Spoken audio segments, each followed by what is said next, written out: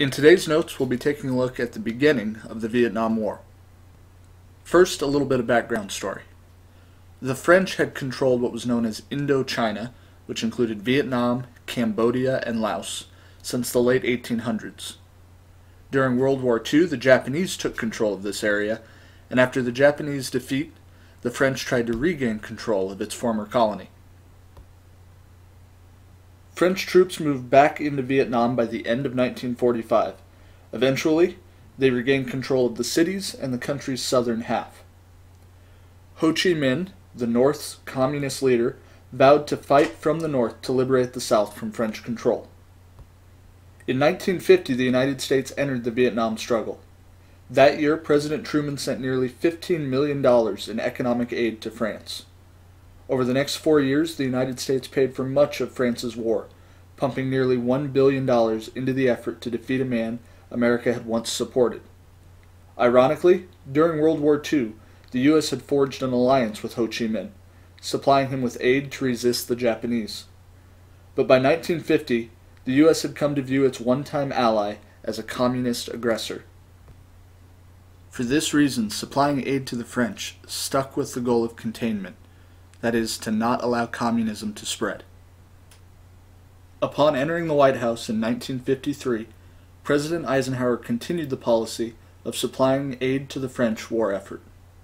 By this time, the United States had settled for a stalemate with the communists in Korea, which only stiffened America's resolve to halt the spread of communism elsewhere. During a news conference in 1954, Eisenhower explained the domino theory, in which he likened the countries on the brink of communism to a row of dominoes waiting to fall one after the other. He said, "You have a row of dominoes set up. You knock over the first one, and what will happen to the last one is the certainty that it will go over very quickly." Despite massive U.S. aid, however, the French could not retake Vietnam. They were forced to surrender in May of 1954, when the Viet Minh overran the French outpost at Dien Bien Phu in northwestern Vietnam. From May through July of 1954, the countries of France, Great Britain, the Soviet Union, the United States, China, Laos, and Cambodia met in Geneva, Switzerland, with the Viet Minh and with South Vietnam's anti-communist nationalists to hammer out a peace agreement. The Geneva Accords temporarily divided Vietnam along the 17th parallel. The communists and their leader Ho Chi Minh controlled North Vietnam from the capital of Hanoi. The anti-communist nationalists controlled South Vietnam from the capital and southern port city of Saigon. An election to unify the country was called for in 1956. Wary of accusations that Democrats were soft on communism, President Kennedy increased financial aid to South Vietnamese leader Ngo Dinh Diem. He also sent thousands of military advisors to help train South Vietnamese troops. By the end of 1963, 16,000 U.S. military personnel were in South Vietnam. When he took office, President Johnson believed that a communist takeover of South Vietnam would be disastrous. Johnson, like Kennedy, was particularly sensitive to being perceived as soft on communism. He said, "If I let the communists take over South Vietnam, then my nation would be seen as an appeaser, and we would find it impossible to accomplish anything, anywhere on the entire globe." In August of 1964, a North Vietnamese patrol boat fired a torpedo at an American destroyer, the USS Maddox, which was stationed or patrolling the Gulf of Tonkin, an area of water just off the coast of North Vietnam. The torpedo missed its target, but the Maddox returned fire and inflicted heavy damage on the patrol boat. A few days later, the Maddox reported being fired upon again. The alleged second attack prompted Johnson to ask Congress for powers to take all necessary measures to repel any armed attack against the forces of the United States and to prevent further aggression. Congress approved Johnson's requests and adopted the Tonkin Gulf Resolution. While not a declaration of war, it granted Johnson broad military powers in Vietnam.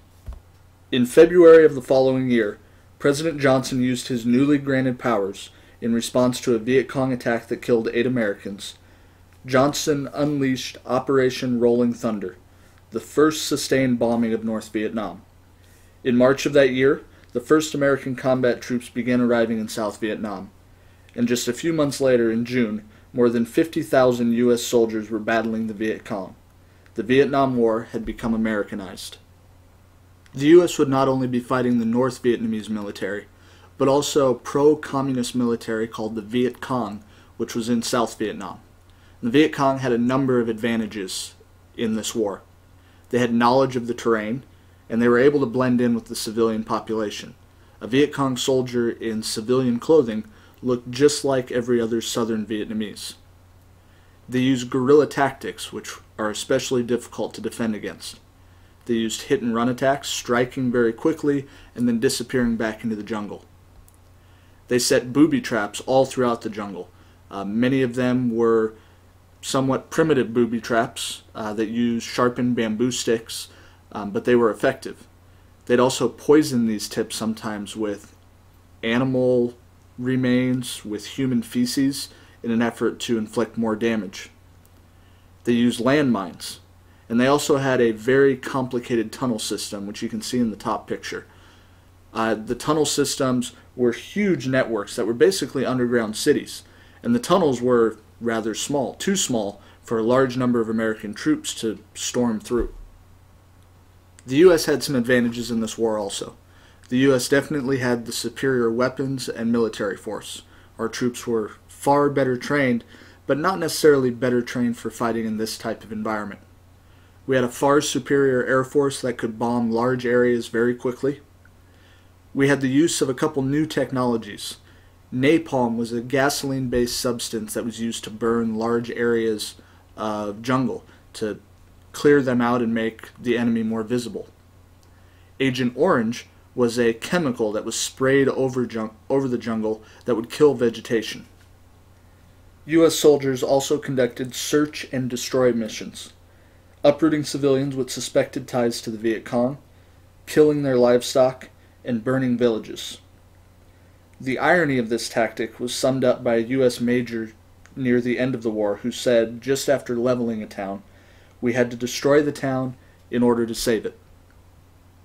During the course of the war, the U.S. soldiers suffered a severe drop in morale. Morale is a belief in a goal, and in this case it's a belief in the goal that you've been given by your military leaders and by your government. The frustrations of guerrilla warfare, the brutal jungle conditions, and the failure to make substantial headway against the enemy took their toll on the U.S. troops. Philip Caputo, one U.S. troop, later wrote, "When we marched into the rice paddies, we carried, along with our packs and rifles, the implicit convictions that the Viet Cong could be quickly beaten. We kept the packs and rifles. The convictions we lost." As the war continued, American morale dropped steadily.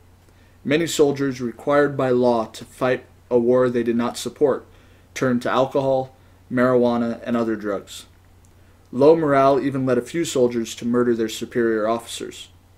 Morale would worsen during the later years of the war when soldiers realized they were fighting even as their government was negotiating a withdrawal. Through the media, specifically television, Vietnam became America's first living room war. The combat footage that appeared nightly on the news in millions of homes showed stark pictures that seemed to contradict the administration's optimistic war scenario. Quoting body count statistics that showed large numbers of communists dying in battle, General Westmoreland continually reported that a Viet Cong surrender was imminent. Defense Secretary Robert McNamara backed up the general, saying that he could see the light at the end of the tunnel. The repeated television images of Americans in body bags told a different story, though. While communists may have been dying, so too were Americans. Over 16,000 between 1961 and 1967. Critics charged that a credibility gap was growing between what the Johnson administration reported and what was really happening. As the number of U.S. troops in Vietnam continued to mount, the war grew more costly, and the nation's economy began to suffer. The inflation rate, which was less than 2% through most of the early 1960s, more than tripled to 5.5% by 1969. In August of 1967, President Johnson asked for a tax increase to help fund the war and to keep inflation in check. Congressional conservatives agreed, but only after demanding and receiving a $6 billion reduction in funding for Great Society programs. Vietnam was slowly claiming an early casualty, Johnson's grand vision of domestic reform.